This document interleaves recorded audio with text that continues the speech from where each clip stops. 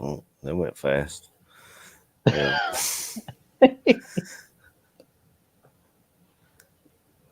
Hit this open. Hey everybody, it's Aldo Gandhi, and I just want to let you know really quickly that our swag shop is reopened. DeepDishTees.com is where you go, and that's tees with T-E-E-S. Clever name, guys. They're the new home of our merchandise. You can get t-shirts, you can get caps, you can get coffee mugs, you can get hoodies, you can get all sorts of good stuff, and you'll help out the bar room with the purchase. So head over to DeepDishTees.com. Some may find the following disturbing. Discretion is advised.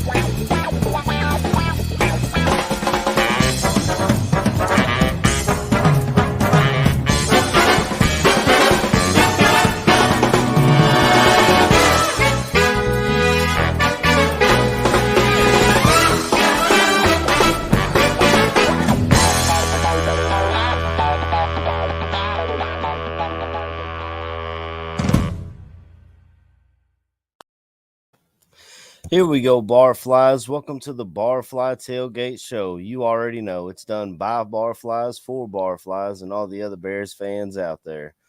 It's the AC show today, y'all. I mean, Bobby Bombs is out doing some things, getting his military on, and Brother Badge was going to be on with us for a little bit, and he had something pop up, and he's spending time with his daughter, who we all know is back at college. So right now it's the AC show. I'll bring in my boy C-Dub, Christopher Watts over here. How you doing, Chris? What's going on? I'm doing great, AC. It's great to be back on the show, mate. Even though it does definitely feel like the AC show today, which I'm quite liking, It's got a nice ring to it. So, yeah, I'm really glad to be back on the show. Everything's going all right on this side of the pond. And, looking forward to free agency and what's going to come up in the draft. Yeah. As everybody knows, the league year starts this week. I think the tampering period starts on Monday, but we'll probably see some things start to leak out later today of who's talking to who and who's doing what. But sure. I guess Ryan Poles took a look at this roster and was like, let's get rid of it. Right. Let's get rid of it. I mean, we knew we had one of the older rosters in the league, if not the oldest. And it seems like everybody's on the chopping block. I mean, we made a big trade for Mack, and I mean, I guess we could start there. When I first saw it, I was like, man, that just doesn't seem like a lot, especially after seeing, what Denver got for Von Miller last year. But as it broke down and we realized the Chargers took on a bulk of that contract, which, thanks to Ryan Pace, was he just kept pushing it back and pushing it back. Yeah. That I think that was the biggest selling point for Ryan Poles to go ahead and make that move. Sure. For what he could get. I guess the market wasn't as big as he thought. Yeah, I mean, I felt exactly the same as you. I was like really, really shocked. I was like looking at the draft picks that we got back in return, and I was like, what, a second and a sixth for like Khalil Mack? But I understand now from obviously what's happened for the rest of the week with the other cuts. What the organisation is trying to do. Obviously, they're trying to get rid of heavy players or got a lot of money. They're getting paid a lot of money, and we're not getting return from them. And I just think not this season coming up. I think the 2023 season, man, that's going to be mega. I think it's going to be absolutely awesome because because they're going to have such a large cap space that we could be on a bit of a run in 2023. I think. Yeah, I think I saw.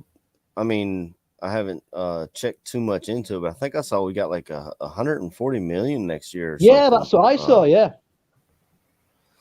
So that's that's the big thing is we may not have a huge swing this year with free agency, but next year it seems like we're gonna have the money to do something with, and definitely. And we haven't really seen a whole ton of that, but Ryan Poles, he did talk about his free agency being smart and disciplined, so we won't see him going after the aging veterans looking for $20 million a year, or the guys that are kind of past their prime. I think he's gonna try and find somewhat younger guys, maybe looking for their first or the first contract after the rookie first contract. big contract, yeah. Right. So I think we're going to talk about some free agents today, maybe some draft prospects. We're waiting on KB to join us. He's been talking with me all week about some of the people that he's been looking at, and all right, cool. So he's got a few names that we can talk about. Have you looked into any of the free agency or anything like that, Chris? Yeah, I have, mate. Yeah. I mean, I'm looking more on the offensive line side, really. I mean, one of the guys I really like is Ryan Jensen, the center. Yeah.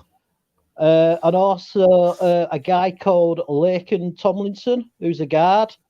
I really like them. I think they'd be really good additions. But I mean, obviously, I don't know about, because I imagine Ryan Jensen's going to be quite an expensive free agent to get, because he's right up there, being one of the best centers in the league. So they're the sort of two I've been looking at. But I think this season coming, it's just going to be plugging the holes and then concentrating on for next year. I think obviously the cap's going to rise as well with the new TV deals. So I think 2023 is going to be year of the Bears. I really got a good feeling. Yeah. Ryan Jensen's one that I looked at as well. We might take a swing at that. He's a veteran. He played with Tom Brady and stuff, so he knows a thing or two. I mean, and he's got that nasty streak that we look for in an offensive lineman. Yeah. I just worry what it's going to cost us. And like I said, Ryan Poles maybe looking at some of those lower tiers, and a guy that myself, KB, and I think Badge even chimed in on was Brian Allen from the LA Rams. Right. As far as centers go, he's not the tier 1 guy. He's more of a tier 2 or 3 guy, but he's younger. He's from the area. I think he's from I know he's from Illinois. I can't remember the name of the town. Right. He has wrestling in his background, which to me is always a big plus for an offensive lineman, because they know how to use their bodies and leverage and stuff in different ways that someone without that background may not know how to.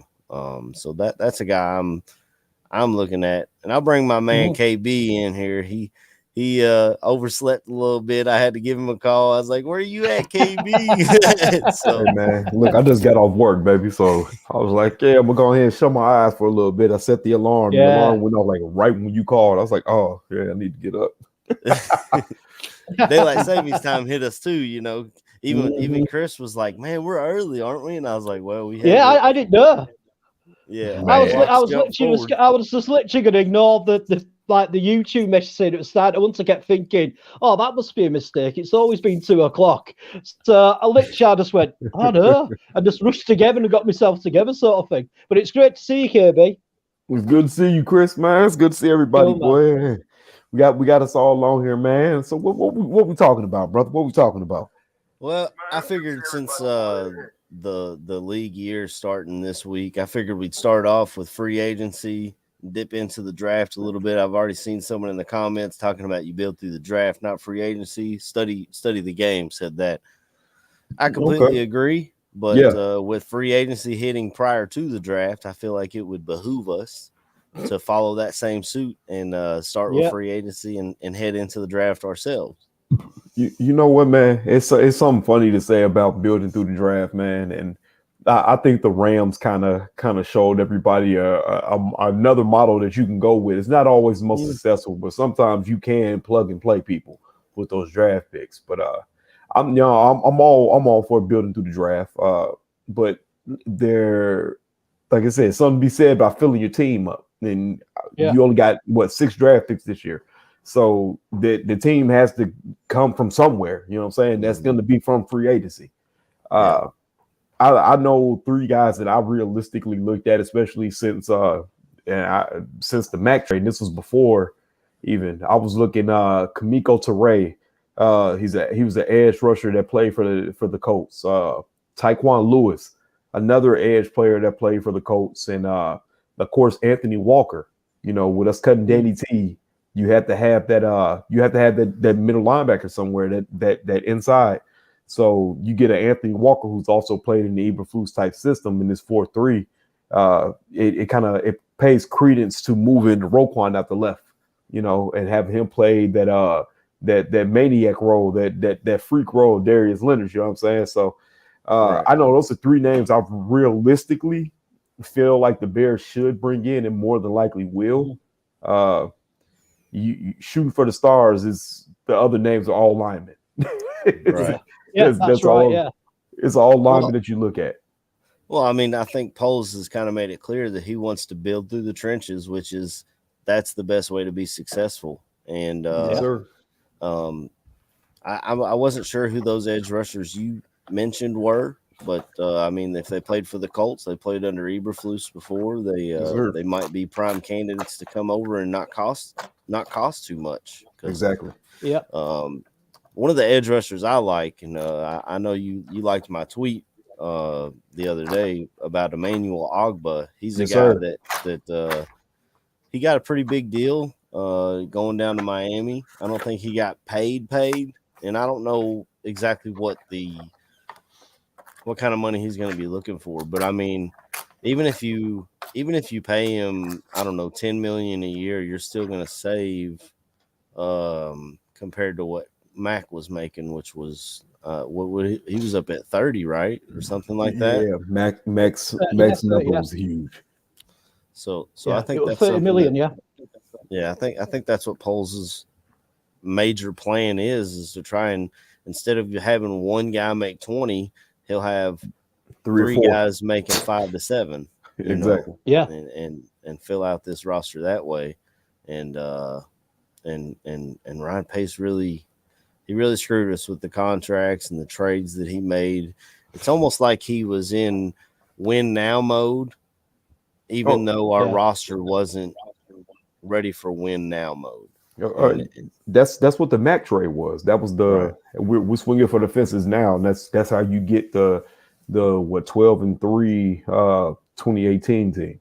You know, you went all in with Mr. Trubisky, and of course Trubisky didn't work out here. But the plan, of course, was always for Trubisky to be mentioned at least within the top 15 quarterbacks in the league. You know, something probably along the lines of a Jimmy Garoppolo. That he was just good enough to get us to the playoffs every year, and when we get to the playoffs, anything can happen. But with that offense, you know, it just never materialized. It never got off because there was no offense. It was just run curls and pray to God that somebody makes a catch. It's like I said, he came in to try to win now. I believe Poles understood the assignment when he came in. I got to unload some of these contracts, and we're not trying to win the Super Bowl this year. Right. We're going to start looking at that next year when we got 146 million in cap. So, I like it, man. I like it. Yeah, so we'll be looking at, you know, edge rushers. We already talked about a center. I've seen people mention Teron Armstead, since we cleared up so much cap. It's difficult for me to see them paying him. He's probably going to ask for and get from somebody 20 to 22 million to play left tackle. Probably. And he has never played a full 16 game schedule. That's crazy to think. He's been in the league for almost 10 years now. He's over 30. So he's on the wrong side of 30. He's never played 16 full games. But the only reason why he's hitting the market is because the Saints are so cap strapped. 70 million over the cap. Bro. I don't. And they're talking about trading for Deshaun Watson. It's like, how are you going to get him? Yeah, that's another big thing that happened yesterday. I mean, we saw all the quarterback news. Of course, Rodgers is back in Green Bay. I mean, they're still like 40 million over the cap, I think. But it's still a hell of a high number, bro. They got Rodgers back and they got Devontae back. But this week, I think we're going to be seeing a lot of restructures, cuts. There's going to be a lot of Green Bay moves this week to try and get under that cap. Yeah, everything that I've seen, they're saying watch for Za'Darius and Preston Smith to both be cut. So, that's both your edge rushers. Rashawn Gary came on last year, which was shocking to me because I just didn't really see it. You know what I'm saying? I'm a Michigan fan. I didn't think he was going to be good.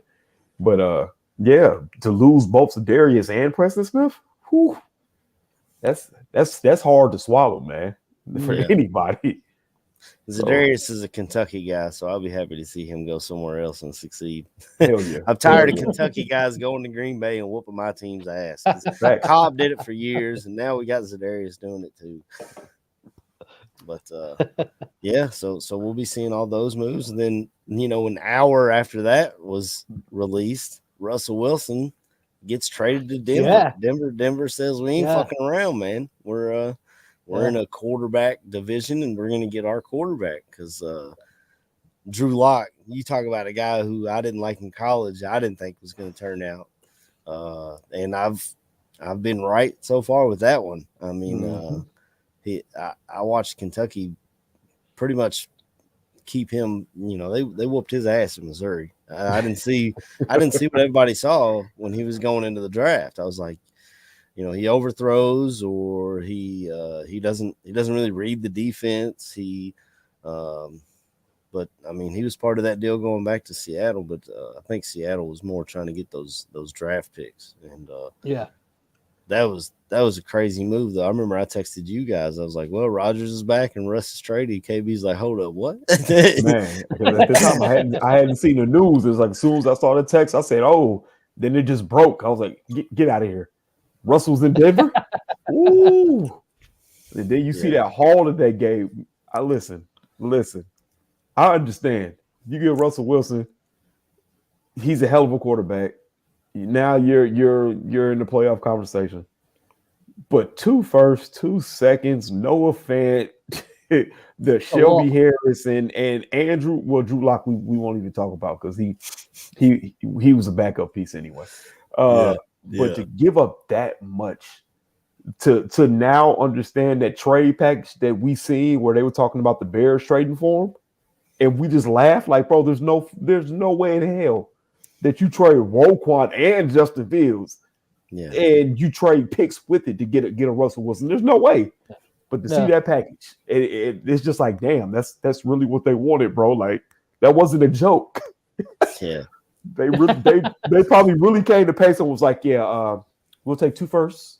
When you guys get one, we'll take your second this year and the second next year, and give us Justin Fields and Roquan Smith, and we'll call it even. Motherfucking Madden wouldn't even take that deal. What are you talking about? Like, there's no way. But and they're being praised for it, man. So. I hope they play good, man. Denver's the team that, I'm saying, they're not in our division or nothing, so I ain't got no beef with them. Yeah. But they have a fun team to watch. They have a lot of pieces. A lot of that division. Yeah, that division's stacked though, isn't it, really? It's one of the hardest divisions in the league, I reckon. I was going to say that's probably the best division in the league right now. You got I think 4 legit quarterbacks. Not in the NFC West. Mm-hmm. Right. I saw memes that was like, I mean, when they're dogging Derek Carr, I mean, to me, Derek Carr is still a a top 15 quarterback in the league, and he's the worst one in that division in theory. And we'll see what Russell Wilson's, if he's able to bounce back. He had a difficult year last year. Yeah, he did. Yeah, that's why I threw Mule's comment down here. Broncos will regret this trade because he's not the player that he once was. And I feel like I agree with that. I mean, the Broncos gave up so much. They gave up a lot. If they don't make the play, I'll say this. I feel like if the Broncos don't make it to at least the AFC Championship with Russell Wilson, bro, that trade's a bust. Yeah. Well, that's a Super Bowl move. I was listening to some draft podcasts, and they said that the Broncos, even after the trade, have I can't remember the cap space they have. I think it was like $50 million in cap space. Oh, they got a lot of cap, bro. And they still have like 3 picks in the top 100 or something like that, something close to that. So they're still able to build, and Von Miller's talking about going back. I was going to say, and they're going to get Von Miller back.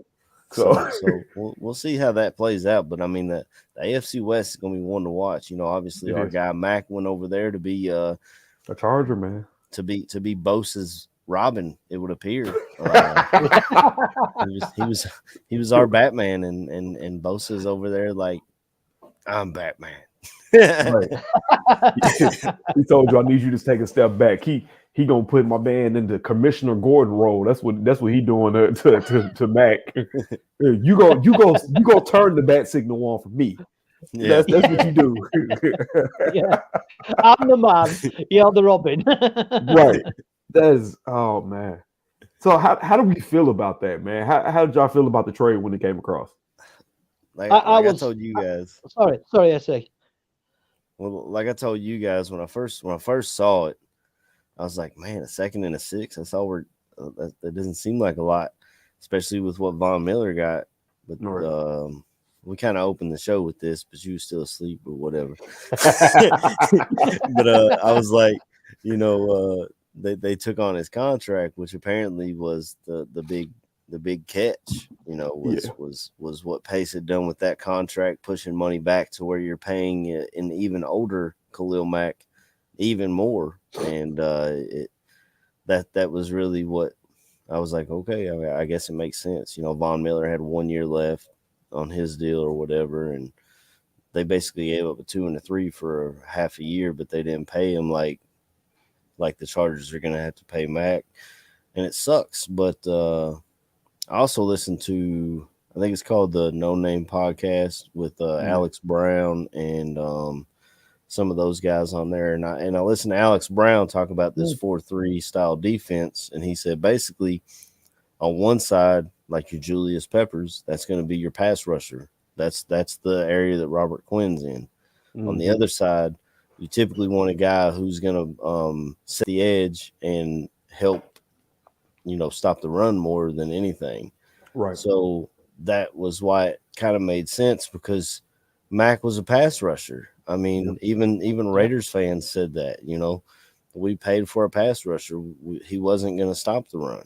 I mean, he still did his job. He still made his tackles. You know what I'm saying? But his main job was a pass rusher. So if you got two of those guys that both fit, and I mean, who's going to bring more money? A 31-year or better draft capital, I guess. A 31-year-old Mack, or how old is Robert Quinn? 32, 33? He's 32. So yeah, I'm not. I guess that was the way they looked at it. Yeah. I personally, I was exactly the same as you, AC. I was very shocked, and I was like a bit sort of like, what, a 2nd and a 6, like Khalil Mack, like, is that all we can get? But when they started cutting other players, it all started to make sense to me, like the overall plan. Get rid of the big contracts to all the players, and Tariq Cohen, who's, I feel sorry for the guy, because, that injury must, God, what a poor thing to happen with. But like, I can see now that they what they're planning to do for the next couple of years, and I'm really excited about it, guys. I think next year, if we get that big cap space, I think playoffs, man. It's got to be playoffs. Oh yeah, I know. Like I said, when I got the message, I was at work. No, I wasn't. I wasn't at work. I can't remember what I was doing, man. Now I think about it, it's all a blur now. Because it's been so many moves, man. I just been in shock. But I remember looking at the two, and I'm just like, bro, there's no way. Yeah, I was at work. Never mind, I was. Because I remember sitting there, I was playing my homeboy Madden. And I sat and I looked and I said, there's no fucking way. We just got a 2. And he was like, what's the compensation? I'm like, it's a 2 this year and a 6 next year. I said, where the hell? So I'm just sitting there and I'm in total shock. And he's like, yo, it's all good, bro. Y'all had to make the move. You had to make the move. And I just kind of, so you got to sit on things for a little bit. I sat on it a little bit. 146 million cap. Yeah. That, like I said, I'm a reference Madden a lot because I do a lot of grabbing teams and then just cutting everybody and then deciding who I want to sign so I can build a team up. That's shit you do then. That's the type of money you have then because you can sign anybody. Yeah. It's a move for the future. You know what I'm saying? It's a hard pill to swallow because nobody would ever be excited to see a player of Khalil Mack's caliber being traded. Nobody. Right. So you see somebody with that type of talent go, it hurts, but it's understandable. I get why he made the move. But it is what it is, man. We just got to roll with it. We gotta pray that Travis Gibson comes in and he feels the role the way he's supposed to, or whoever they decide to bring in and play. Mm-hmm. So I like what Pusha T said here. He's worth at least a first rounder. I mean, he definitely was. Everybody here agrees with that. I think the hang up with that was his contract. If someone's going to give up their first round pick and take on his contract, paying him $30 million a year this year, $30 million a year next year, and I think it even goes up after that because remember, we had to clear cap space, especially last year when the cap went down. So so Pace went to his biggest contracts, which was Mack and I think did he even restructure Robert Quinn? He did. He restructured Quinn. So he was pushing that money down the line to where you're paying these guys as they get older, you're paying them even more, and they just weren't going to take on that contract and give up their first round pick. But we all love Mack. I saw someone on here, I think it was Don Burr, said, now y'all not Mack fans. We are definitely Mack fans. We're Mack fans still. I've got a Mack jersey. My son's got a Mack jersey. I fucking love Khalil Mack. Right.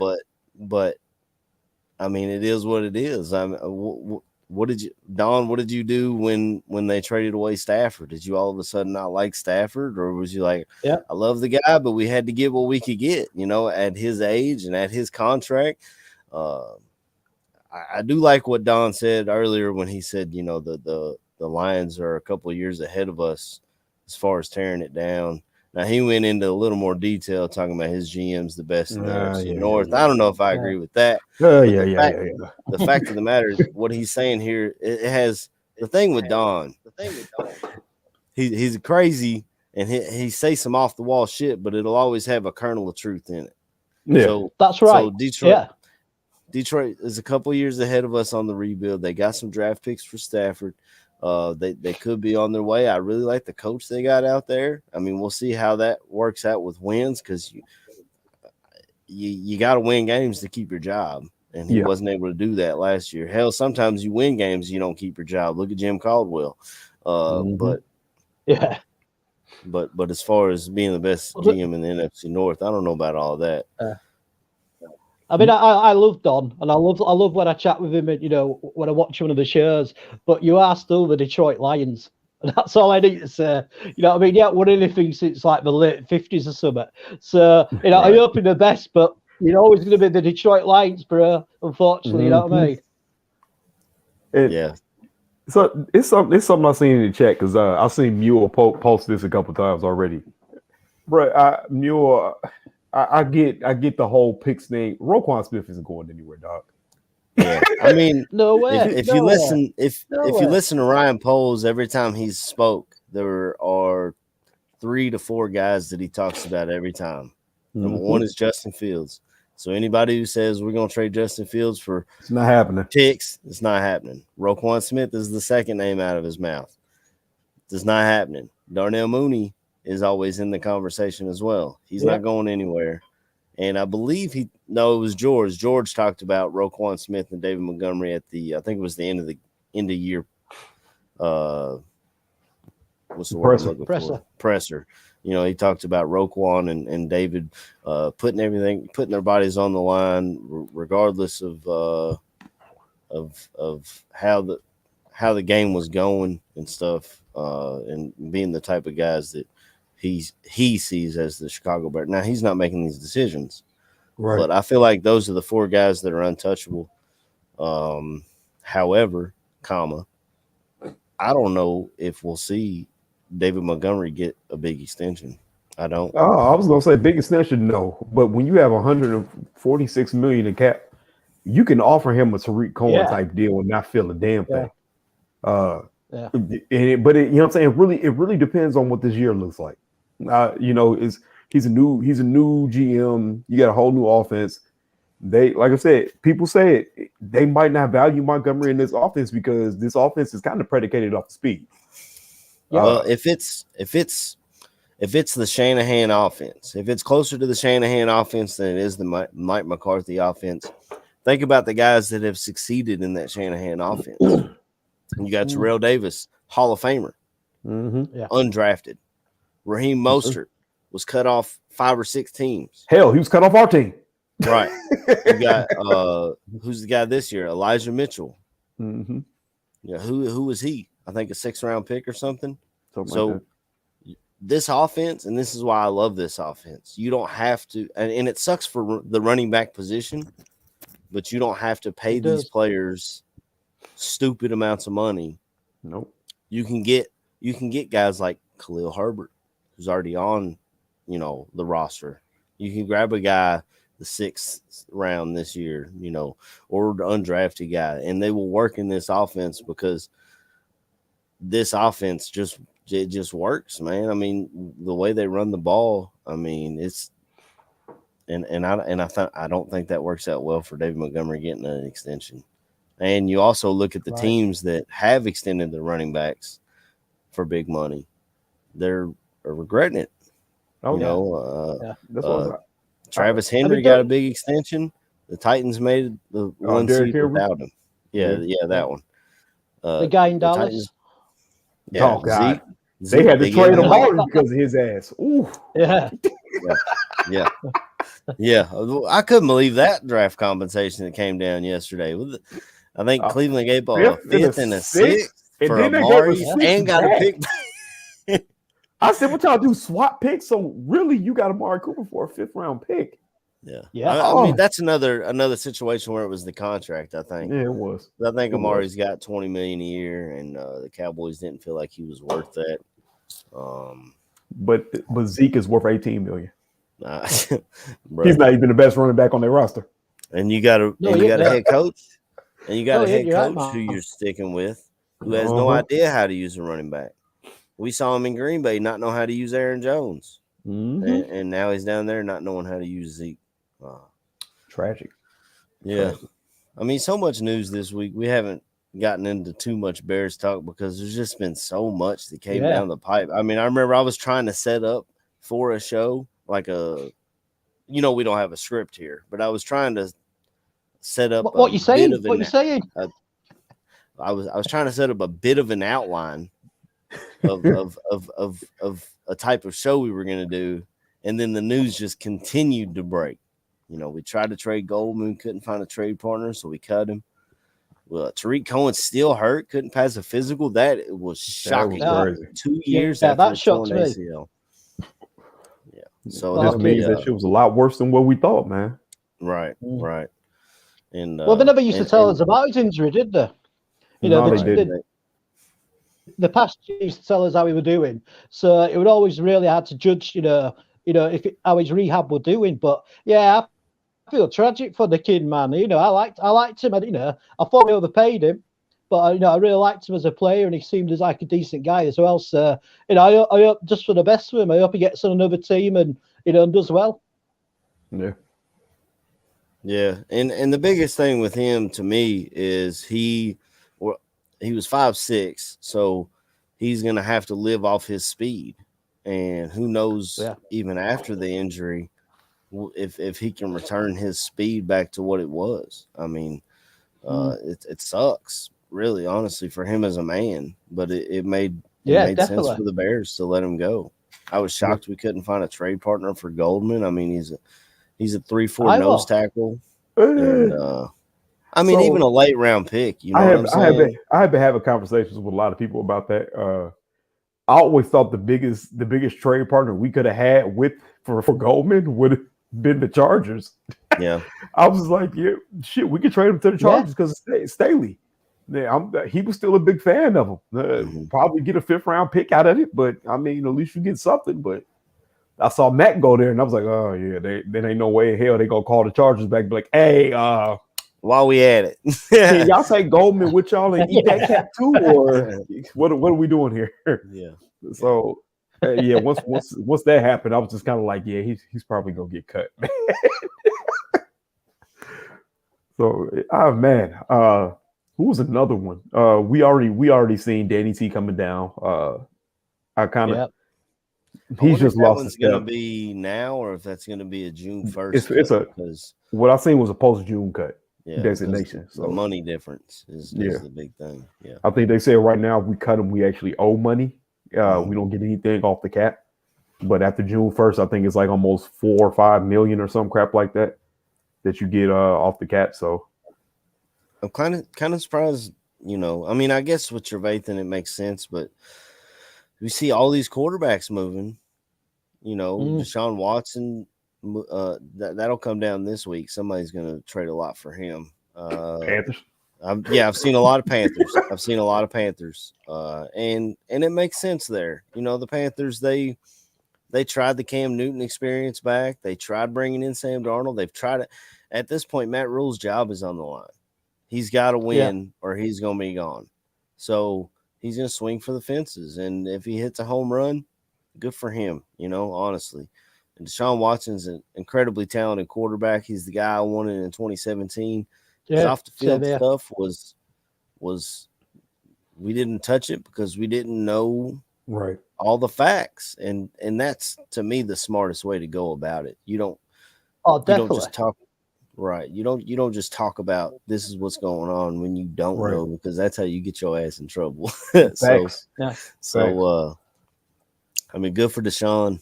All the charges, you know, no charges against him and stuff. So good for that. And we'll see how that rolls out this week.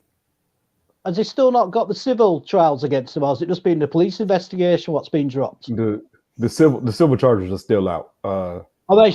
I thought so. I was gonna say everything I've read. The grand jury that proceeded and said that he was pretty much free of all the allegations and charges. That was just that. So right. There are no other serious charges really pressed. But he still has to deal with the civil cases. Civil cases ain't gonna get you suspended though.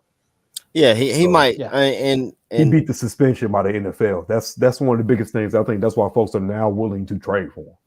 Right. Yeah. And it sounds sad, and this is the world we're living in, but he might just be able to throw a couple million at those civil lawsuits and it'd be behind him. You know, some of those women may just be out for money, and it sucks because his lawyer put out a statement saying that they have. I think they said it was at least 5 that said they were just after money. It was a whole list of things that they said. It was like 7 of them were like, we would go back and do everything for them, and there was like a whole bunch of other ones that had glowing reviews, and then there's a whole bunch of nonsense on that piece of paper. I was just like, oh, man. Yeah. It's not me. That's all I know. I hadn't read too much into it. I know a lot of times with I mean, we look at the Kobe rape case that was back in the day. Mm-hmm. She was, and you hate the victim shame. That's just what they call it. But she was out for money. She knew this was Kobe. She knew, you know what I'm saying? They know this. If you're in Houston area, you know it's Deshaun Watson. You know what he looks like. These guys are superstars, and especially at the quarterback position. But Right. we'll see how that gets cleared up. I know Don Burr said something about the Saints. We already spoke about that. I don't see how in the cap hell they could just bring don't in see it. Watson. It would be great for them, I don't. but I do not see how they could afford him. I don't know. Hell, I don't know if they can afford Mitch at this point, Mitch Trubisky. You know, everybody says cat magic. I've seen them people saying that there's a way they can keep Marcus Williams, Teron Armstead, and all these people still and bring people in. I'm just like, yo, by what, kicking it down the road and then being 140 million, like over the cap, like, bro, who are y'all keeping? Like, how's this work? But hey, man, this is like a bit of a naive question, but has it? Sorry, KB, but go ahead. Has there ever been a team though what's not managed to get under the cap space? Is that ever happened? And if so, did they get like penalised or financially, or how does it really work? That I don't know, because I know in the NBA you have the luxury tax. So when you get over a certain point, then it's like you paying out of pocket or some shit. I do believe you get penalized. The NFL, I don't know. I think MLB. I know. I was thinking about it too. Yeah. I think baseball's got it like that, and so does basketball. If you go over the cap, you just pay a luxury tax or whatever. Mm-hmm. But I don't think anyone's ever came into the season over the cap. I don't know what over the cap, right? How they would penalize them? Maybe they say, well, you can't play games till you get under the cap. I really have no idea. I just always wanted to know, because you wouldn't be able to pay your draft class with what they got going on right now. Yeah. So I don't know. Yeah. So that's a question for somebody that's a cap expert. We gotta find some cap experts. I thought you, mate. I was relying on you, KB. That's like I said. That I have no clue, bro. Like I said, I ain't never seen it or never paid attention to it. Speaking of big free agent acquisitions, our guy KB, his cousin Andrew, went out to the desert out there in Vegas, man. Went to Vegas, man. That was shocking. Wow. I got a phone call from my mama. She was like, "Did you see it?" I see what? Andrew's going to Vegas. I said, "For what? His honeymoon? Because he's supposed to get married. It's a honeymoon." She said, "No, he playing for that one team." I said, "The Raiders?" She was like, "Yeah." Then I seen it. I said, "Oh, damn! I got to cheer for the Raiders." I mean, you can cheer for your cousin and not the Raiders. I mean, yeah, that is true. I could cheer for him.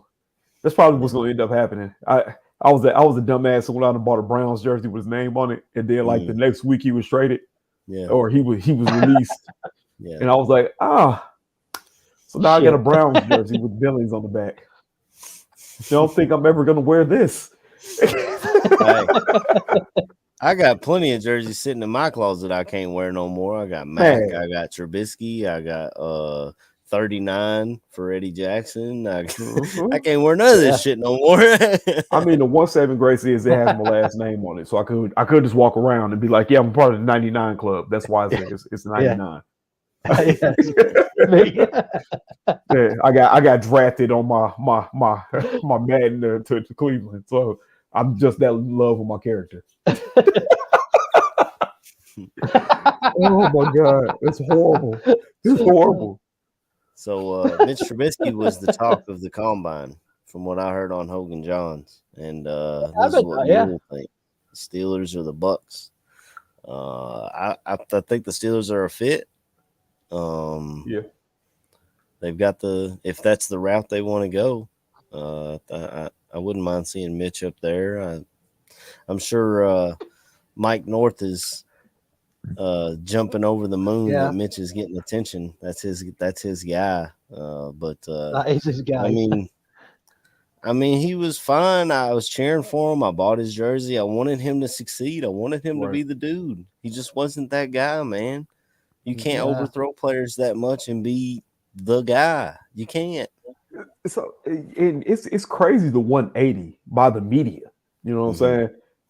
Mitch Trubisky is in the same conversation as Peyton Manning now. When I heard, I thought it was a joke. Isn't it? Yeah, I thought it was a joke. I was just like, somebody's paying somebody to say some shit. Because when he was with us, he wasn't even mentioned in like I said, the Garoppolo territory. Right. But now all of a sudden he's up in the same atmosphere as Ben Roethlisberger was another one. Peyton Manning. I said, is this a ploy to try to get him to go to the Colts or the Steelers? Like, what are we doing? Because if I'm a quarterback, the Colts is where I would want to go. I would go to the Colts. They've got that O-line. Yeah. I mean, they've really only got Pittman as far as wide receivers. Yeah. But this year's got draft the running class, back. right? They've got one of the best running backs in the league, if not the best.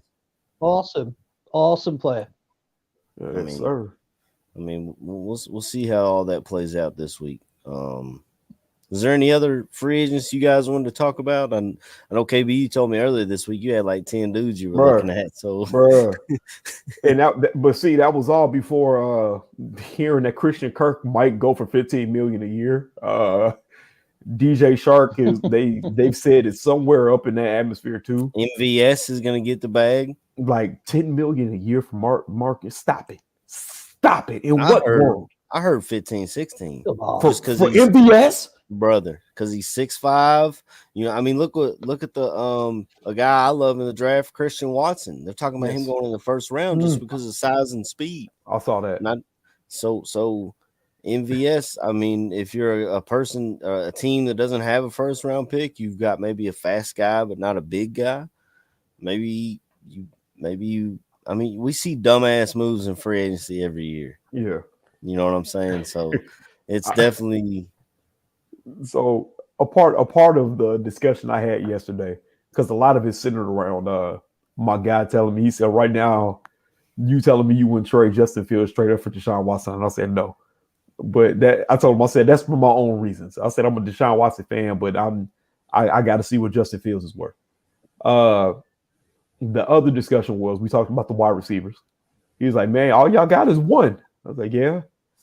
And he was like, so he said, what would you do?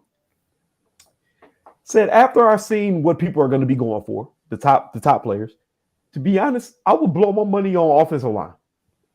I'm sorry. At this point, it is what it is. They're saying that La'el Collins is probably going to be released from the Cowboys.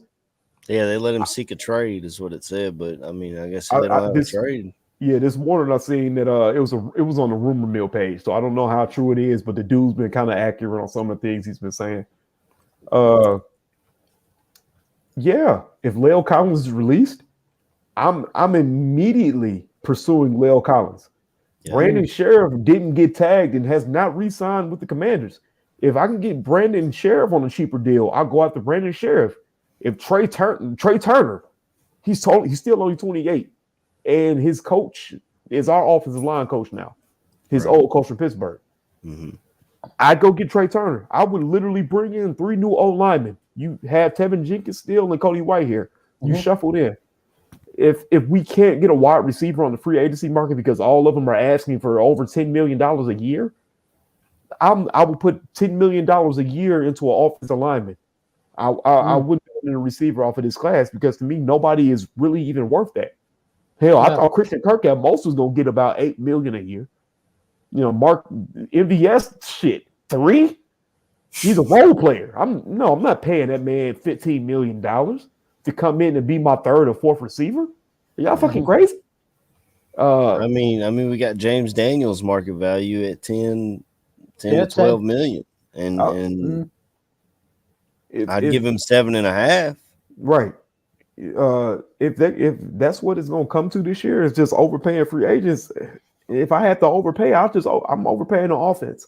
Make that line better. Because this draft is stacked with wide receivers. Yeah. Mm-hmm. But I mean, it seems to me that they are sort of taking the money away from the D. Usually spend a lot of our money on because it's the Chicago Bears, and they do seem to be actually prizing it to the offense, especially the offensive line. So I mean, I personally think that's a really good thing. I really do, especially in this day and age NFL. How the game's changed as well with the passing and all that sort of thing.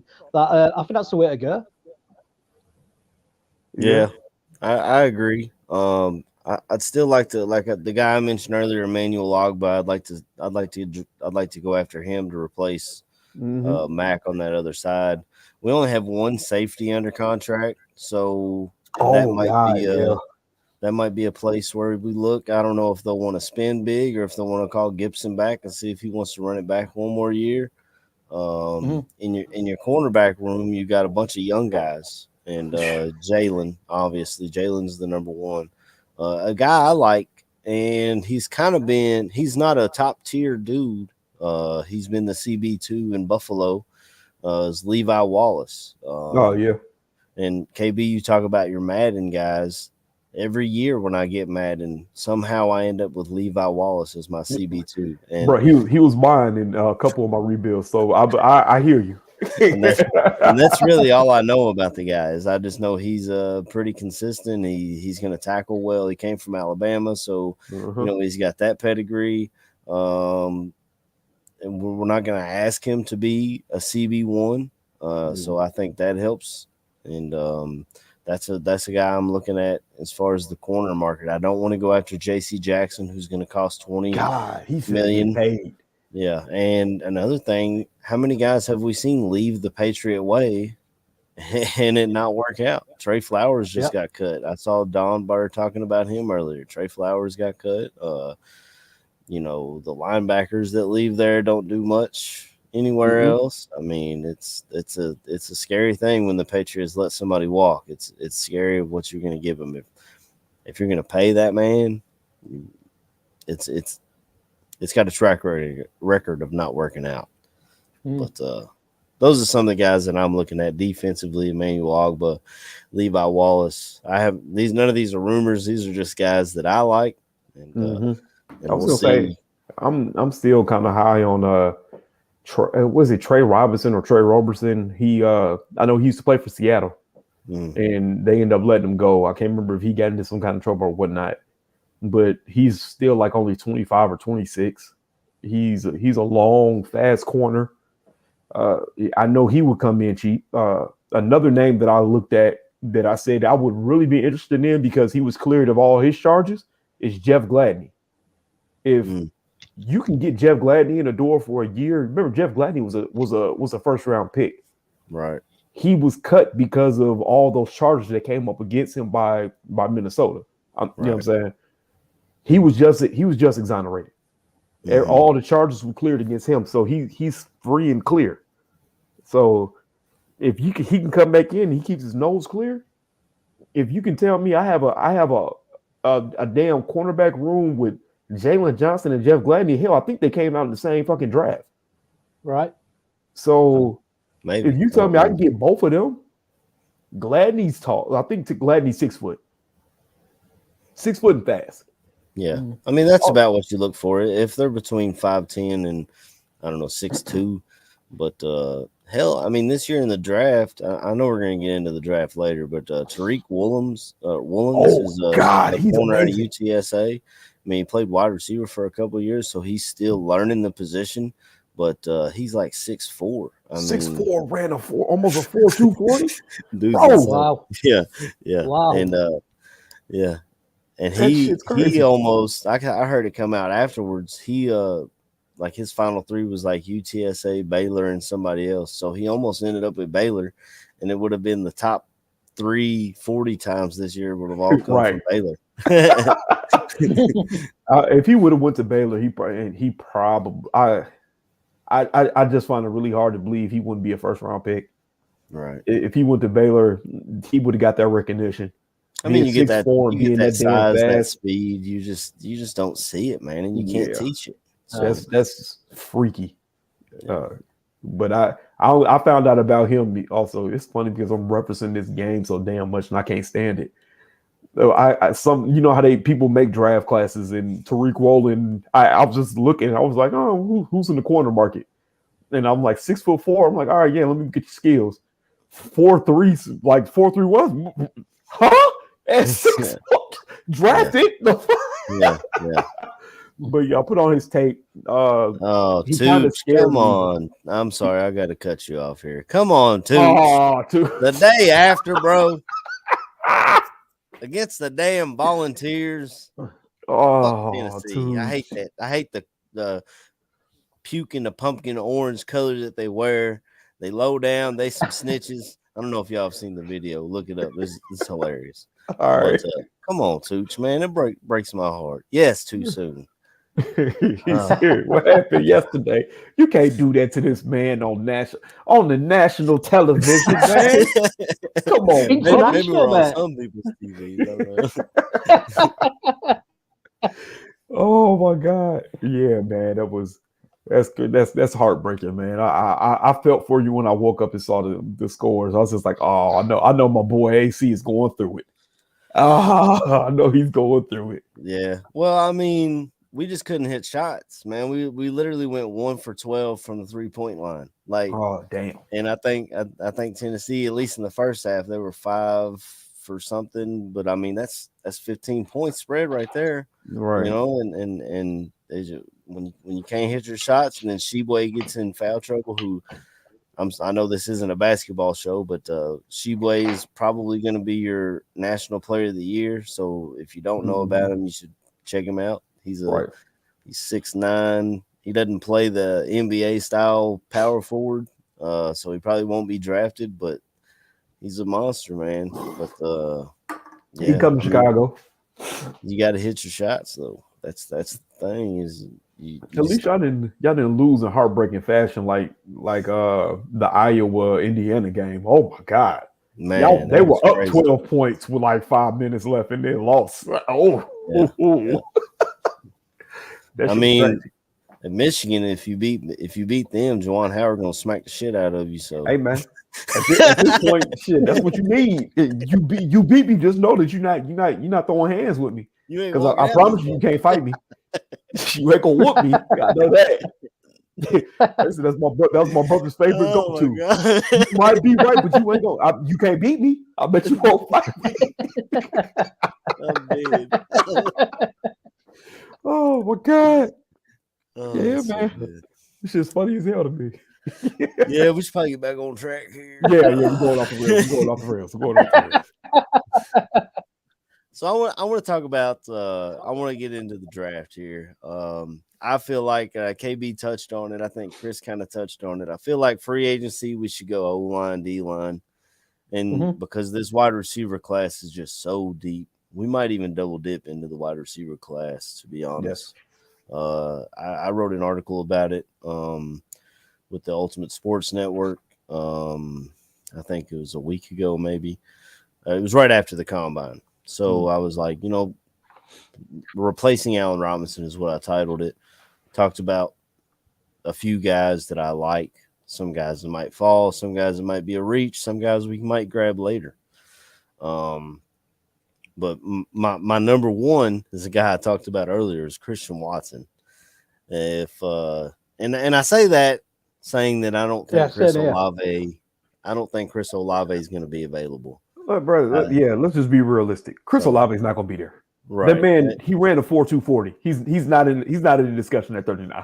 Right. I mean, if he was somehow, some way, by the act of God, failed to us at 39, run a 4.240 with that draft card up there and draft Chris Olave and match him up like the Bengals did with Burrow and Chase. But I don't see him getting out of the first round. So Christian Watson is a guy that I like. So I thought he was 6'5". He ended up measuring at 6'4". I mean, that's still big as shit. Right. He ran a 4. I think he ran a 4. What's up? What'd you say, Chris? Did I say something? I thought you said something. I don't know. Oh, sorry, man. So he's 6'4". I think he ran like a 4.39, if I remember correctly. I don't have the numbers right in front of me. He ran a 4.3. Big dude, catches everything. He did play at D3, so we would have to see how he would be able to step up into. Is North Dakota State D3 or D2? I think it's D2. I don't think it's D3 because they're damn near. They might be 1AA. No. Because I know that they said they're borderline a D1 school. But they're like the Alabama of the not Alabamas, So they go to they win titles and stuff. Yeah, so So we'd have to see how he would step up into the competition of the NFL. But that's their D1 subdivision is what they call it. In NCAA Division I football subdivision. I don't know what the fuck that means, but it's so King Pookie. I want to throw this out. I just want to throw this out. Do you think Poles trades those 2 second rounders for a first rounder? Nope. I do not either. I think Poles is trying to set this up as a full rebuild, and his biggest thing is to build draft capital and build cap. So so I don't see him getting these picks and then trading them right away. I don't think he sees that being a good strategy, in my opinion. So this is something I was thinking of, because with all these wide receivers, and you look at maybe the possibility of Christian Watson being in the first round, it begs the question how far Jameson Williams falls down, or Williamson, whatever his last name is, right? Because of the injury. At 39, like I said, I'm a big fan of George Pickens. Me and Tony, the pie balls, man, he didn't talk me into it. I just sat here and watched this man's tape. That kid's a freak of nature. But if Williamson is there at 39, and you can get a clean bill of health saying that he'll be ready, I would find that very hard to pass up. Because before the injury, Williamson was looking like he might be in the top 3 wide receivers of this draft class. And also, he was at Ohio State while Justin Fields was there. Indeed. That's right, yeah. I would have found it hard to pass up on him at that point. I don't think we would do it, but if we got down to that second round pick, and by the grace of God, George Pickens was still there, could you imagine having both of those dudes on your team? Oh my God. But yeah, I'm just saying, if Williamson was there, man, I would find it hard to pass him up at 39, because, like I said, he's like the DK Metcalf. He's not like, I'm not saying like in terms of a freaky athlete, but that player that people are saying, no, he's a first round talent. Like you need to draft him in the first, but he slides to the second, and you just get a steal. I mean, he's pretty freaky athletically. If I remember correctly, he returned kicks and punts for Alabama, as well as being their deep threat. He runs They said he was going to run a 4.3. Right. He's got a pretty good. I was going to talk about his routes. He's got some crisp routes. Like he will cut it's crazy because and he's comes from the SEC, so obviously we've got that pedigree, and like you said, he went to Ohio State before that, so he may have a bit of a connection with Justin already. And the Big Ten, if I'm going to pick a guy that's not from the SEC, the Big Ten is probably where I'm going to look. Yeah, because I feel like they're the second best conference in college football. But yeah. I mean, if he's there, I would not mind taking him. I don't know if he'd be ready right away, but who's the other kid? John Mechie is another guy who got hurt in the championship game, and we'll probably see him drafted. He was a first round talent that they'll probably grab. Somebody will grab him in the 3rd, 4th round. I was going to say, people are talking about him being in the 4th. I mean, right. That's what we did with Eddie Jackson. He broke his leg. We drafted him in the 4th, and he was able to show people, I'm healthy, I'm back. Now he's got to get back to that Pro Bowl level that he was playing before. But yeah, that's a Mechie and Eddie Jackson remind me of that similar type situation. I don't know if it's because they were both wearing crimson or what, but probably. Probably. Speaking of wearing crimson, I'm sorry, Chris. Go ahead. So I was just going to say, what do you guys think about David Bell from Purdue? I like David. He's a good playmaker. I like him a lot. His 40 time hurt his draft stock. So he might be a guy, if you grab an offensive lineman in the 2nd round, He might be a guy you can grab in the third or even trade down. I think I put the comment up earlier about Hair Bear saying, we can trade down 39 and maybe pick up a fourth, which I could see. Yeah. That might be a guy that drops to the third or fourth just because of his speed, but the playmaking ability's there. I'm not sure what his size. I think he's 6'2", so he's got pretty good size. I think it's good size. Yeah. And that's a big thing with me because a lot of people are talking about like a Sky Moore or a guy I really love. Obviously, I'm biased, but Devontae. Oh, yeah. That's what I meant to say. Okay, I was gonna say Wan'Dale Robinson, but he measured in. Honestly, I thought he was 5'10". He measured in at 5'8". He plays he's going to be a slot receiver in the NFL, which he does it all. He played running back in Nebraska before he came to Kentucky, so he's getting those Debo Samuel things comparisons just because he has that ability to run the end arounds and all that, whatever. He's not as big as Debo, which Debo's a big dude, but Debo's a big solid kid. But I forgot where I was going with that. I totally got off track. We talk about later round wide receivers. Mind freeze. You all right?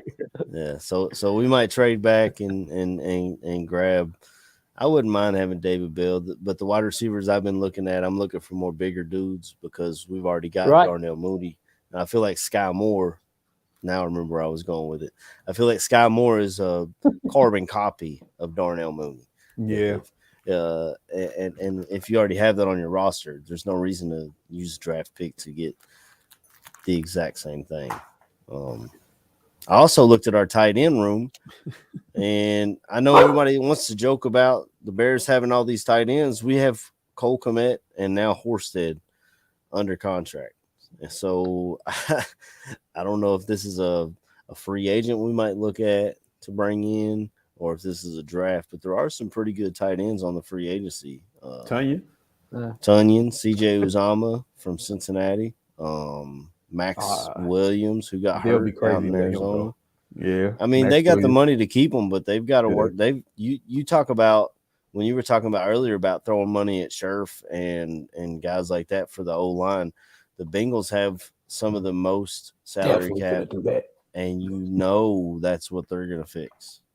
I wouldn't want to get in a bidding war with the Bengals on trying to fix their O-line when they just went to the Super Bowl and lost mostly because of their O-line. So I think that's where Sheriff ends up, honestly. Oh, I had Teron Armstead pegged to the Bengals. Well, the thing is, if you look at their O-line in Cincinnati, Jonah Williams is their left tackle who they drafted out of Alabama, and he was probably the strongest member of their offensive line. Which, okay. I mean, that's like saying you're the smartest person that works at McDonald's, but I think Jonah Williams stays there at left tackle, and they work on the interior. Prince, the right tackle, was the guy getting beat like a drum in the Super Bowl. I mean, he just could not figure out what Von Miller was doing. So they'll be trying to fix right tackle and right guard, I believe. Maybe a center. All the things we need. Exactly. Yeah, so you're right. All the things we need. It's fine. It's okay. My heart just hurts. And it's on in the off season. Is there anybody on defense that you guys are looking at in the draft outside of the Tyreek Williams that we just talked about? I mean, Logan Hall from Houston. You said Lyman, Logan Hall. Oh, Logan Hall. Yeah, from Houston. I heard they were comparing him to JJ Watt. Yeah, that's. I mean, I saw some of the. I watched the draft on tap, and Danny and Neil both really rate the guy, and the sort of clips up the shirt. I really liked his size and his speed. He can get through the gaps, and I think he could be a really good player. Yeah, I think that they talk about him on Draft on Tap. I feel like I heard him. I was listening on Spotify the day after, and they were talking about him putting up good numbers at the combine and and stuff like that. I kind of looked into him. I was trying to look into the defensive ends in the draft after the Mack trade happened, but I mean, it was just so recent. I wasn't able to dig deep like I have with this wide receiver class because I feel like this wide receiver is A, such a glaring need, and B, a damn good class for it. It might be one of the best, deepest classes we've seen in a while. I mean, when I was writing my article, I was looking at the 40 times, and we had 15 wide receivers run a 4.44 or better. And that's unprecedented. That's insane speed. So if you want a speed guy, they're out there this year in the draft. But I mean, defensive ends, you know, I'm biased, but Josh Pascal is going to be out there. I don't know where he's falling in the draft. But I hadn't really looked at him as a Bear because we had at the time Quinn and Mack. So I wasn't looking at, and I did watch when I was watching the combine, one of my favorite drills, they called it, what did they call it? The hoop or something. Right. So they had two big hoops with a towel in this side and a towel on this side. And basically what it was measuring is the bend that these defensive ends will get around the edge because they have to bend down and grab the towel, and they drop it in that one and come around the other way and do it again. There was a lot of guys that looked pretty good doing that bend, and that gets me excited. I don't know. I know a guy that has my interest. It's a linebacker. It's actually two guys that really have my interest. A linebacker. But I think I know where you're going with this. The first one is Damone Clark from LSU. Mm-hmm. Measures up to fit pretty much Darius Leonard, like pretty much everywhere, like size, speed. They're basically the same height. I wouldn't mind seeing him being brought in. I don't know if you would necessarily put him at left outside linebacker at that point. Maybe you keep Roquan in at middle. But his game translates pretty freaking close to how Darius Leonard plays. He was all over the field for LSU, had a boatload of tackles for loss. The kid's a hell of a player. Yeah. But my other one's a really underrated one that people don't talk about much. He didn't run at the combine, which was disappointing to me. But Mike Rose from Iowa State, 6'4" or some crap like that at inside linebacker. And they said he was projected to run between a 4.6 and a 4.7. That I had read with Mike Rose, there was articles that came out of the Draft Network that have your risers and fallers after the draft. And Mike Rose was one of the fallers. So I hadn't really read into it and see what made him fall. I just kind of scrolled through and looked at the names. And Mike Rose, I remember seeing him as a faller, and I wasn't sure why. He didn't. I don't think he participated at the combine at all. Because I remember looking, and I'm like, "Yo, did he run?" And somebody told me, he was like, "No, he didn't run at all." And I was like, "So did he do anything else?" And they just put a question mark. So I think he's waiting for his pro day, like you know what I'm saying, like people do. But he, watching his game, his size, his speed, he kind of reminds me of an Urlacher Light. He's a big, fast kid who loves to tackle. He's around the ball all the time, and he gets interceptions. He's something like say he's a faller. If you can grab him with one of the 6th-round picks or whatever we got, I would take a flyer on him because I feel like he could be one of those diamond or rough players that you sit there and look at him like, hey, you know, this kid was drafted in the 6th round 3 years ago, and now he's one of the best linebackers in the league. That's what he reminds me of. So could he be a guy that's there on the undrafted free agent market, kind of like we did with Caleb Johnson? I think it was last year. He was already projected to go late. You know what I'm saying? Yeah. So with him being a faller, it's definitely a possibility that he doesn't get drafted at all unless he puts on a clown show at his pro day. Right. He comes out and runs a 4.5, and it's like, yeah. Well, you started talking linebackers, and that got me thinking of guys that I like in the draft at linebacker. One of which I think I saw him in the chat on Draft on Tap. Tony the Pod Boss, I think, was talking about him. It's Troy Anderson out of Chattanooga, I think. No, it's either Montana or Montana State. It's a smaller school, It's this the but Cougars, right? That he goes to school for? I It's, have no idea. I think it I don't was know because what he their was one of the, mascot is. oh, I'll look it up.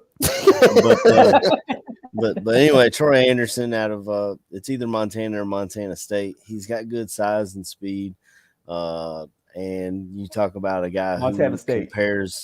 a guy who compares to Urlacher. That's your guy who can cover.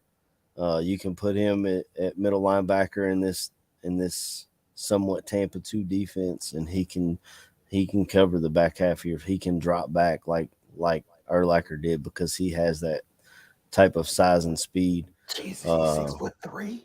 Yeah, he has put up good numbers, I believe, testing, which could push his draft stock up. He might be one of the guys you got to grab with one of those 2 second round picks if you really want him. But we all know after seeing Lovey here how important that middle linebacker position is in this defense. So if you don't have the guy, if you're hoping an Anthony Walker works out or hoping Ogletree can fit in, it's going to be it might be a long year. You know what I'm saying? So that might be a guy to look at. And Chad Muma, another guy out of Wyoming. He's been testing off the charts, pushing himself up there. And he's another guy that I feel like you can plug into that position and play him. Tackling machine. He's good in coverage. Everything you look for in a middle linebacker in this defense. But those are both guys that you're probably going to want to use one of those second round picks on. And now that we have an extra one, why not if you need that position? Yeah. And one of those guys are there. And you got a defensive minded head coach, so we might see some. We all know we need offense, but you might have your head coach. I feel like a lot of what we need on offense can be really, I don't want to say taken care of in free agency, but I feel like you could, you know what I'm saying, just like how we talked about the O-line and the D-line, you could probably fill the O-line and the D-line up in free agency. Yeah. And then the next year you figure out who you're going to draft to start filling those spots. And your scheme might have quite a bit to do with it as well. I mean, right. If you got a guy who's not doing what Nagy did for 4 years, trying to fit square pegs into round holes, and he's actually going to use a player for their strengths, that could help a lot. And we might be able to get guys like we had last year, Bird. We might be able to get him back on the cheap. Showed a little bit of promise and I mean, keeps you from paying $15 to $20 million at one position, which I don't see us doing at all. Do you reckon? Sorry, AC. Do you reckon Akeem Hicks is going to come back? Because he fit really well in that defense. I love Hicks. You guys know that. I've got his jersey. Yeah, actually, I love him, man. A buddy of mine saw me at Roosters one day. He's like, I knew it was you because I saw the Hicks jersey. Ain't nobody got no Hicks jersey, especially here in Kentucky. But I think he may end up going out west with Mack and playing at the Chargers. Staley. He fits their defense. Staley's going to love him. They've got money to spend. I love him. I love Hicks. I just don't think that they'll pay him what he's going to ask for, and especially for as injured as he's been. Now, if you can, that's what I was going to say. Yeah, if you can get him on a decent deal and put him in a rotational role, he's perfect. I mean, what he does against the Vikings is awesome. Those are always his best games. I mean, he just dominates that offensive line, and I feel like he takes offense. He takes offense to Dalvin Cook being hailed as one of these greatest running backs. I feel that when I watch him play against the Vikings. Yeah. But I just don't think that we'll be able to get in a bidding war with the Chargers if that's where he wants to go. And he'd be back with Mack. He'd be, part of a rotation on defense. And it sucks because I love Hicks, but I just don't see them. We're looking at a rebuild. I think that the only people that are safe, like we mentioned earlier, is Roquan, Justin, maybe Montgomery, and Mooney. I've seen a lot of people talking about trading Jackson. I mean, that'd be nice if A, you could find a trade partner, and B, he's the only safety on the roster. The only safety, and plus his contract damn near makes him untradeable. So yeah. Pull up Spot Track. Look at our safety position. He's the only one. I pulled it up and looked at our wide receiver and tight end position, and I was shocked when I saw Mooney. I think I took a screenshot of it, so I can bring it up right here. I do think we tenured Horsted since then. So yeah, they did. So we have 2 tight ends, but still, I mean. But real quick, I saw my boy Pookie asking about us signing a running back. Yeah, we did. We signed Darrington Evans. I can't pronounce his first name. It's too hard. But he was the 3rd string running back from the Tennessee. They picked him up, so we got 3 running backs now. And also, Don Burr's in the chat talking hella spicy today. Yeah, I'm just trying to ignore. You're gonna get Marcus Williams and DJ Chark.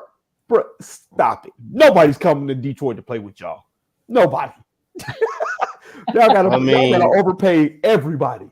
They got a ton of draft picks. That's the biggest thing to me. I wouldn't even look at Chark or Marcus Williams. I'm drafting my motherfucking players. Exactly. Yeah. Y'all better handcuff people to come to Detroit because that's the only way y'all getting people. That's the only way people are coming to Detroit is if they get picked. I bet when people get called by Detroit, they do one of these. Damn it. Yeah. His agent tells him, "Yeah, we got a deal in place with Detroit." Oh, I'm sorry, you're breaking up. What did you say? What? You said I'm going back to college this year? Oh, okay. No, I'm a senior. Oh, I'm going to play for the USFL. Yeah, so I pulled up I think I got this off Spot Track, or maybe it was Over the Cap, just pulling up our wide receiver and tight end group. We've got Darnell Mooney, Simba Webster, who's a guy we picked up off of I think the Texans practice squad. Isaiah Coulter. It was either them or 49ers. It was one of the other. Yeah, I think I got those reversed. Webster came from the Niners and Coulter came from the Texans. Yeah. And you got Daz Newsome, who you drafted last year. At tight end, you got Cole Kmet, and now the touchdown catcher Jesper. That's all he does is catch touchdowns. I just love to see him play a lot more. I just love that guy to get a bit more playing time because some of the catches he can make and especially in the red zone, it's amazing. So I was so sort of deflated after the pre-season he had last year that he never really got used to it last year at all in the offense. Yeah, I don't know what he was dealing with, maybe injury wise, but he just wasn't seeing the field, and that could be another thing that Nagy was not at all. Can be, he failed this team, he failed these players. In 2018 we were so high and so ready, we thought we were back. Bears are back, let's go, and then it all fell apart. The very next year, it didn't even. I don't know. I don't know, man. We'll see how it plays out. Is there anything else you guys wanted to talk about? Any prospects? Any free agents that you're like, oh yeah, I forgot this motherfucker? I know one of the most unpopular names to think about in free agency. Jalen Smith. It's not a flashy name anymore, and he really is just a name value guy. But one of the key things to look at is he was under Eberflus at in Dallas. Mm-hmm. He was, because people didn't know Eberflus was the linebackers coach for Dallas at one point. They said that he was there when Jalen played his best. So if he comes in, he's healthy. You give a shot for a year on the vet men. I wouldn't be surprised to see him come in. That's it. He's not a fancy name anymore. he just has the name value. Now Smith has bad knees. Hell, that might be it. He got the girly treatment. He was at the top of the world and just fell off the cliff. Right. I mean, you might be able to get him for. I mean, Like I put said, him vet in play men. for $1 million a year. Right. I was Or gonna say you something. put him at vet men and put him at the Sam. Let him be Hunter Hillemeyer. All you gotta do is run forward. I don't need you to do shit else. Just get in the way of people. Yeah. But yeah, that's the only other person I was thinking of, man. It's like I say, it's just something interesting to look at. It. You have to look at some of these names that's played in Detroit. I said Detroit. Lord have mercy. That have played in Indianapolis. Don's in your head, bro. He's all over. It's crazy. He's literally in every Bears chat room, bro. Like when do you have Don Bird has to be like 3 different people. I think one day we need to, like, as a community, we need to coordinate, right? Yeah. And have all our shows run at the same time and see if Don Bird is commenting on all of them just to see, like, bro, I need to know. I think he's a conglomerate of people. It's like, hey, you got the 9 o'clock show on Sunday. Hey, you got Chicago Bears now. Hey, you get Locked On Bears. Hey, you get the whatever Drive Dr. Phil and them fucking podcast is, because they're everywhere. Yeah. He's God. He's more of a Bears fan than me at this point. I don't even watch all these shows. Yeah. I told you I'll be on all them. Detroit versus everybody. Yeah, you are everybody, motherfucker. It's hard for him to. It's hard for him to hop on a Lions show when they don't fucking exist, I guess. Right. I was gonna start watching Lions shit just to see if he's in their chat room. Yeah, I will. Yeah. I just kept thinking that the weekend and then start trolling their channels. Right. You know what I'm saying? I'm like, bro. I was like, man, I should be here. You get mentioned in everybody's chat room because everybody knows this motherfucker. He's like AIDS. Damn. Oh, we love you, guys. I give you the commitment, brother. Because like I said, you are literally in every chat room. I give you the commitment. I mean, one of the to go back on topic here, one of the biggest positions in this defense is the 3 tech. And yes, I mean, you talk about Akeem Hicks, he's able to run it, but I don't know what he's going to be asking for or how much he's got left, as far as not being injured and being able to be on the field.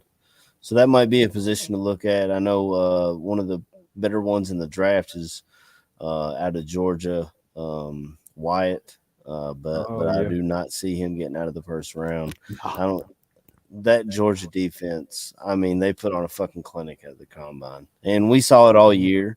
I watched my Kentucky Wildcats go down there, and I mean, they scored the most points on them other than Alabama this season, but that was 13 points. That's what we put up. And they're just freaks of nature down there. Yeah. They're coached well, and they run insane numbers.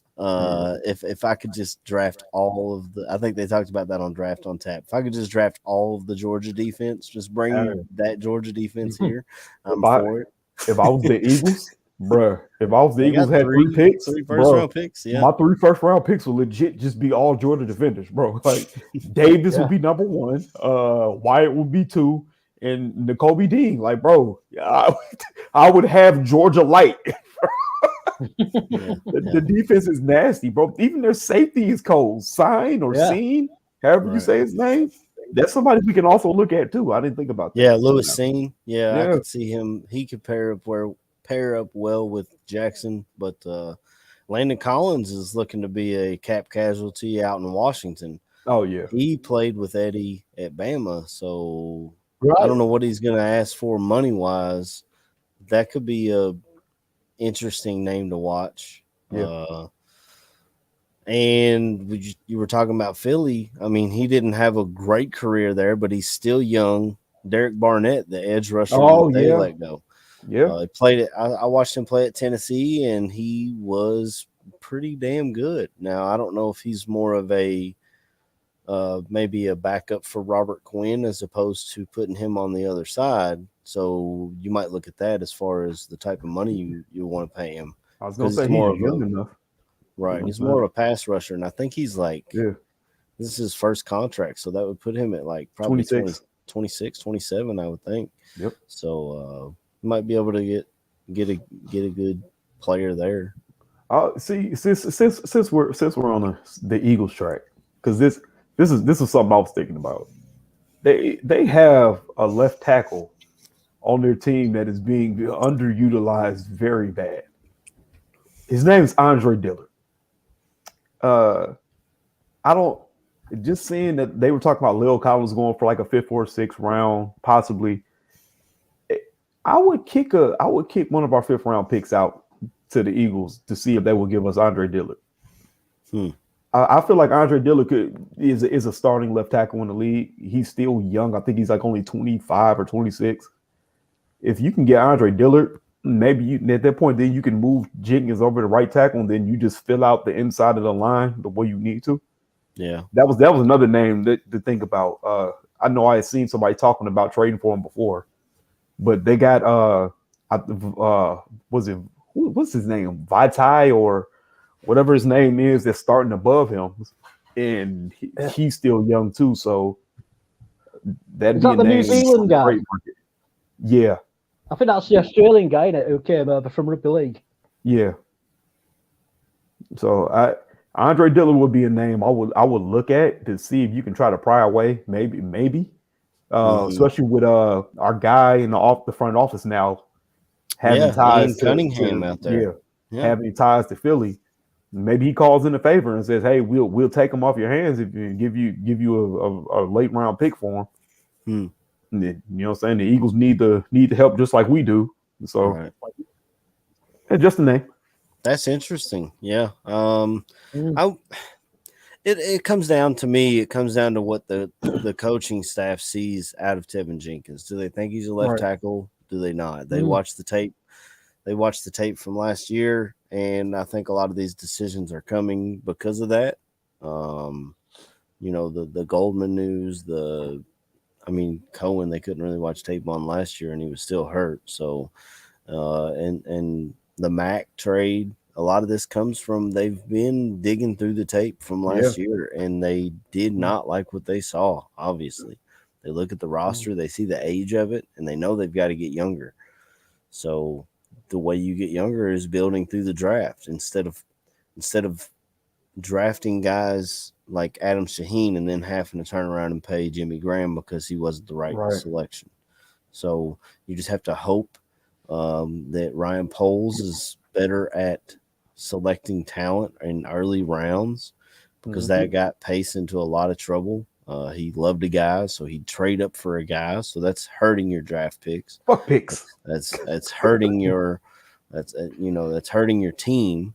And eventually it's going to hurt you cap wise when you've got to pay someone else to make up for you not being able to evaluate talent. Right. So we need polls, and I think it helps. Like the guy you mentioned, Ian Cunningham, you got 2 guys up there now running the show. It's not a dictatorship like it was with Pace. Right? Pace, he would always talk about us as a team, but we never knew anybody on the team. We knew Pace. Pace was the face, and we saw him twice a year, start of the year, end of the year, and that rubbed me the wrong way. I don't know if that's management that does that, or if that's what Pace wanted to do, is he just didn't want to be seen. But I'm hoping that there's a little more openness with the fan base. Yeah. I hope that we see. Back to Jenkins. Go ahead, Chris. Yeah. Sorry, I was just thinking about Jenkins. Like, one of the good things is having a new regime coming in. They haven't got the commitment what Nagy and Pace made to having playing left tackle, and I think that's going to be really good for them as well, because they more or less set that in stone, didn't they? Really, at the start of last season, in the preseason, that Jenkins is our new left tackle. So I think that just gives us a bit more scope as well for the O-line, what they can look for. Yeah. If they do want another left tackle, I heard the news this week that the Colts and Eric Fisher were unable to come to an agreement for an extension there. I don't know if it was money or if he's already been talking. It was money. They said that he wanted more money than what they were offering. Right. But that, I mean, he's got the connection with Poles where he was drafted by Kansas City, and he's got the connection with Eberflus because he was in Indianapolis last year. So that might. I mean, I'm trying to connect dots here. You know, I'm Like I trying to said, read the tea leaves, as they say. Yeah. the first place you go was to players that were on the teams, or at least they know who the person is. That's why I got the Kamiko Teres, the Taekwon Lewis's, the Walkers. If you want to go to Xavier Rhodes, you know, some of these names there, they're all names from teams that they've played for these coaches and some of these people in the front office. So, Do you think there's any chance we can get the Honey Badger back there with Eddie Jackson? that He's gonna ask for a lot.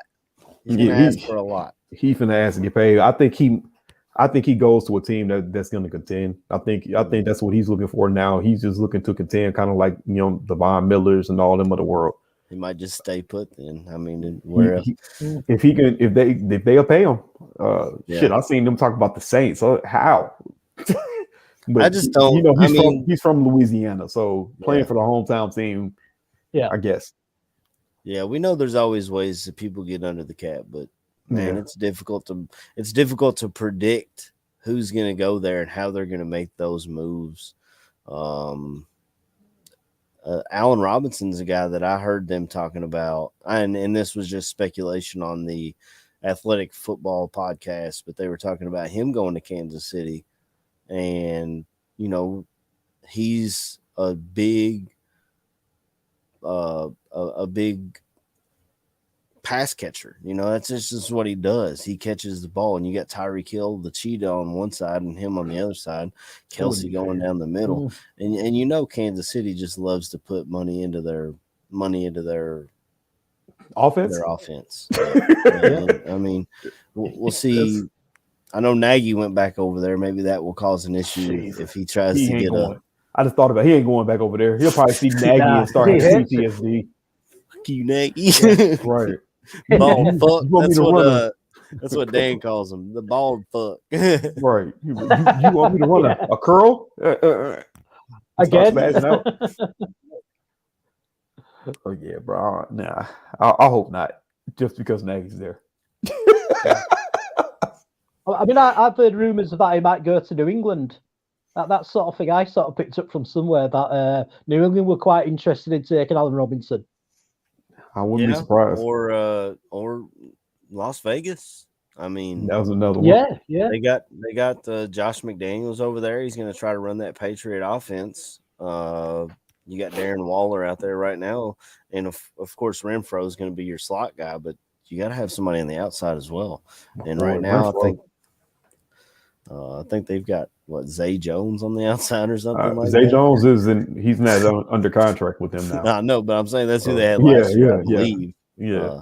So they definitely are hurting for wideouts out there. Maybe they'll draft, maybe they'll do a mixture of both. But it'll be something interesting to look at. And like we said, you know, the new league year starts. The tampering period starts tomorrow. I think the actual day where they can sign is Wednesday, if I'm not mistaken. Wednesday, yeah. Yeah, it's Wednesday.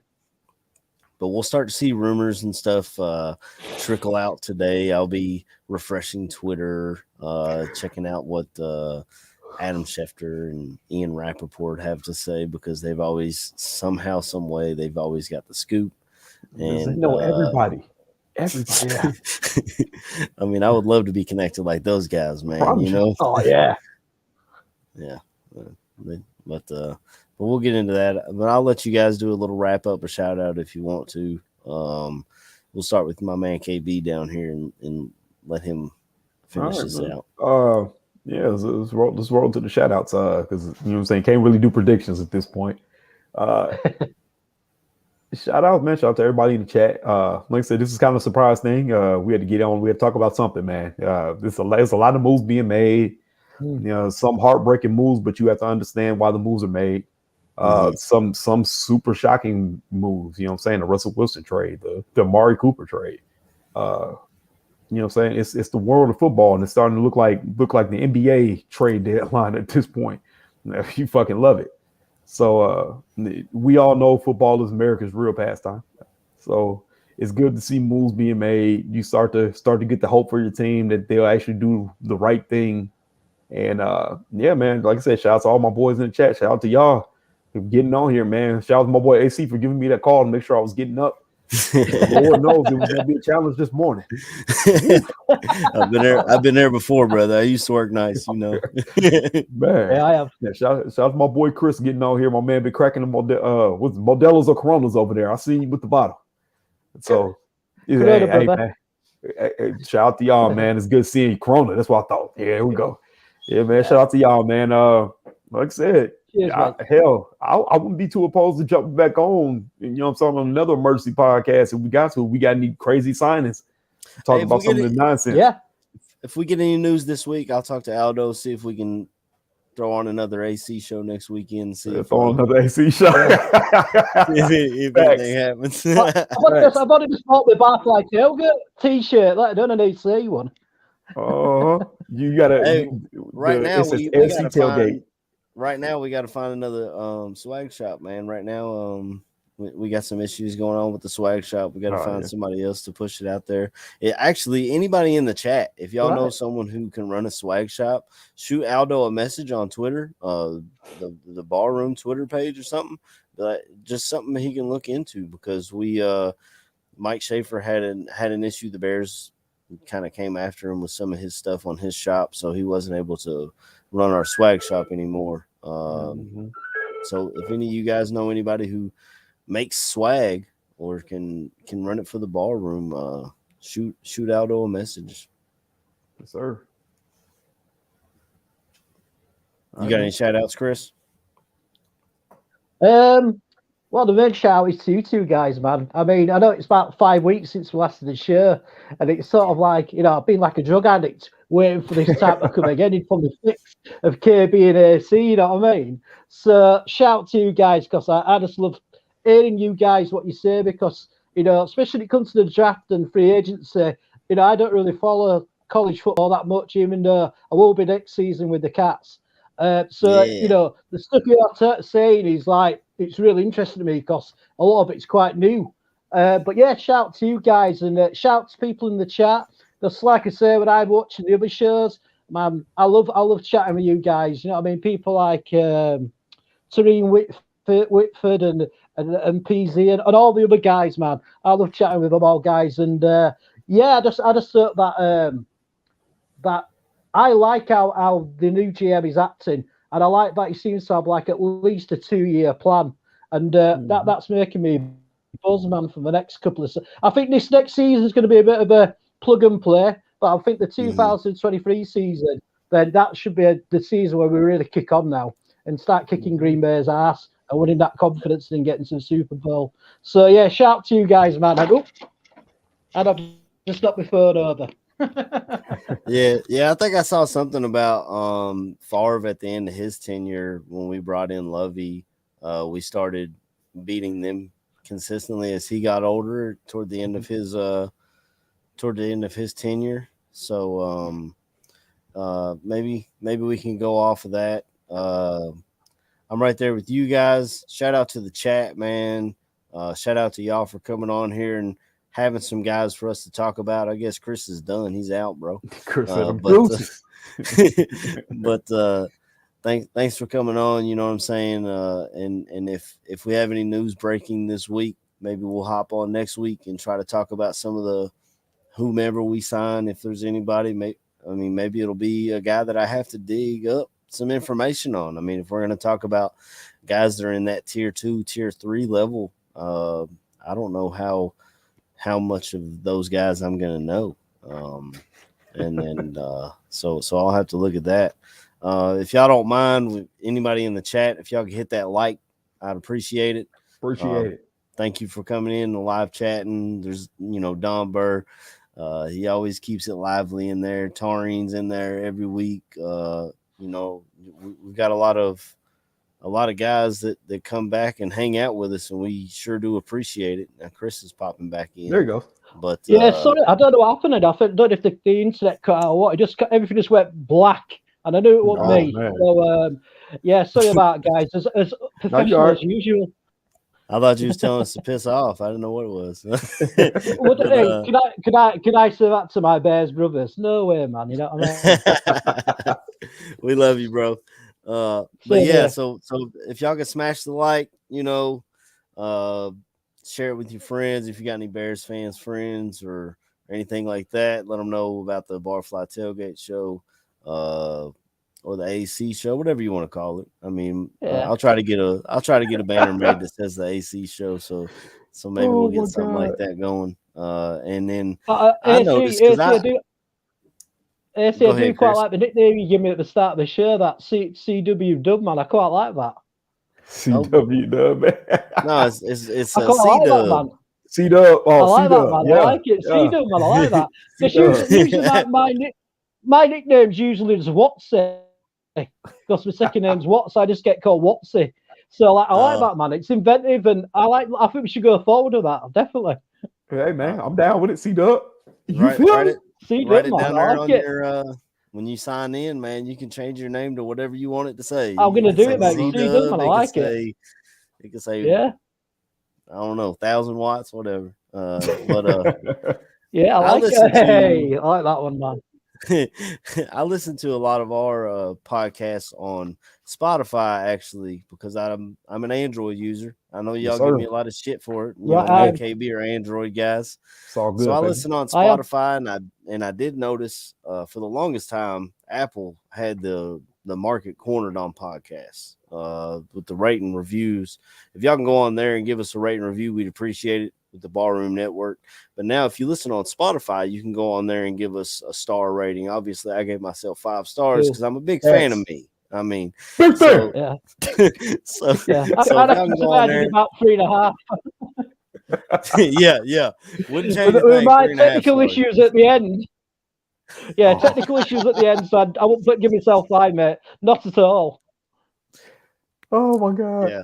So like, subscribe, tell your friends. We appreciate it, y'all. And if we hear anything this week, we'll try and come back. And with that, we'll just man. leave you like we always do with a fat ass. Bear Bear down. down. Bear down.